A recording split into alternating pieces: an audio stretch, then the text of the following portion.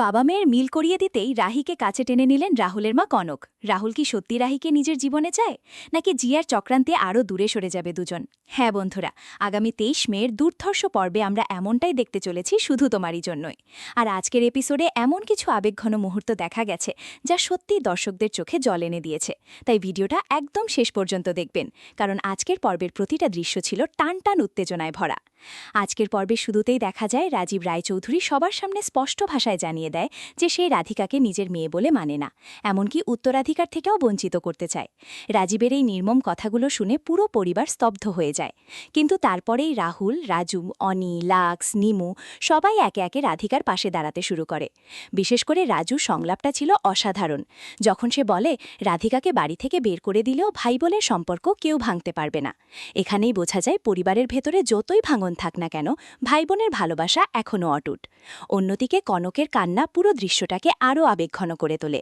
কনক যখন রাহুলদের জড়িয়ে ধরে বলতে থাকে, তোরা আমাকে ছেড়ে যাস না, তখন সত্যিই বোঝা যায় একজন মায়ের ভয় কতটা গভীর হতে পারে। এত বছর পর মেয়েকে ফিরে পেয়েও আবার হারানোর ভয় কনককে ভিতর থেকে ভেঙে দিচ্ছে।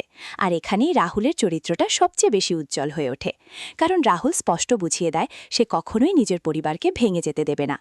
এরপর গল্পে আসে তিতলির গুরুত্বপূর্ণ এন্ট্রি। রাধিকা যখন অপমান সহ্য করে বাড়ি ছাড়ার সিদ্ধান্ত নেয়, তখন তিতলি তাকে জল খাইয়ে থামানোর চেষ্টা করে। এই ছোট্ট দৃশ্যটাই কিন্তু আগামী দিনের বড় মোড়ের ইঙ্গিত দিচ্ছে, কারণ এতদিন সবাই ভাবছিল রাহুল হয়তো তিতলিকেই ভালোবাসে, কিন্তু এখন পরিস্থিতি পুরো বদলে গেছে। রাধিকা নিজেও অবাক হয়ে যায় যখন জানতে পারে রাহুলের জীবনে এখন রাহি এসেছে। এখান থেকেই শুরু হচ্ছে নতুন আবেগ, নতুন জটিলতা। আর বন্ধুরা, জিয়ার আচরণ কিন্তু একেবারেই স্বাভাবিক লাগছে না। সবাই যখন সম্পর্ক জোড়া লাগানোর চেষ্টা করছে, তখন জিয়া চুপচাপ পুরো পরিস্থিতি উপভোগ করছে। জিয়া স্পষ্ট বুঝে গেছে পরিবারে যত বেশি অশান্তি হবে তত বেশি লাভ তার। তাই আগামী পর্বে জিয়া আরও বড় কোনো চক্রান্ত করতে পারে বলেই মনে হচ্ছে।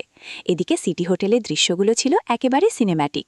রাধিকা যখন বাধ্য হয়ে পরিবার ছেড়ে হোটেলে ওঠে, তখন তার কষ্টটা চোখে মুখে স্পষ্ট ফুটে উঠছিল। আর টিনটিনের সরল কথাগুলো দর্শকদের মন ছুঁয়ে গেছে। ছোট্ট ছেলেটা শুধু চায় তার মামার বাড়িতে সবাই একসাথে থাকুক, কিন্তু বাস্তবটা এত সহজ নয়। সবচেয়ে দুর্ধর্ষ দৃশ্যটা আসে শেষের দিকে, যখন রাহি সরাসরি রাজীব রায়চৌধুরীর মুখোমুখি দাঁড়িয়ে যায়। সবাই যেখানে রাজীবকে ভয় পায়, সেখানে রাহি একটুও পিছিয়ে যায়নি, বরং রাজীবের রাগ, অহংকার আর একগুয়েমির সামনে দাঁড়িয়ে রাহি স্পষ্ট বলে দেয় সবাইকে দূরে ঠেলে দিলে একসময় একাই থাকতে হবে। আর ভিডিও করার হুমকি দেওয়ার পর তো রাজীব পুরো হতভম্ব হয়ে যায়। এখানেই বোঝা যাচ্ছে রাহি শুধু রাহুলের স্ত্রী নয়, এই পরিবারের পরিবর্তনেরও বড় কারণ হতে চলেছে। এখন প্রশ্ন হচ্ছে, রাজীব কি শেষ পর্যন্ত রাধিকাকে মেনে নেবে? রাহুল কি সত্যি রাহিকে নিজের জীবনের সবচেয়ে গুরুত্বপূর্ণ মানুষ হিসেবে বেছে নেবে, নাকি তিতলি ও জিয়ার উপস্থিতি আবার নতুন ঝড় তুলবে? আর রাহির সাহসী আচরণ কি রাজীবের মন গলাতে পারবে? আমার মনে হচ্ছে আগামী পর্বে কনক বড় একটা সিদ্ধান্ত নিতে চলেছে। পাশাপাশি রাহুলও হয়তো বাবার বিরুদ্ধে গিয়ে রাধিকাকে ফিরিয়ে আনার চেষ্টা করবে। আর জিয়া যদি নতুন করে ষড়যন্ত্র শুরু করে, তাহলে পরিস্থিতি আরও ভয়ঙ্কর হতে পারে।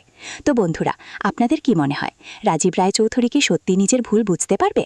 রাহুলের জীবনে শেষ পর্যন্ত রাহি থাকবে নাকি তিতলি? জিয়ার আসল উদ্দেশ্য কি? আর রাধিকা কি আবার নিজের পরিবারের জায়গা ফিরে পাবে? অবশ্যই কমেন্টে জানাবেন। আজকের ভিডিও এখানেই শেষ করছি।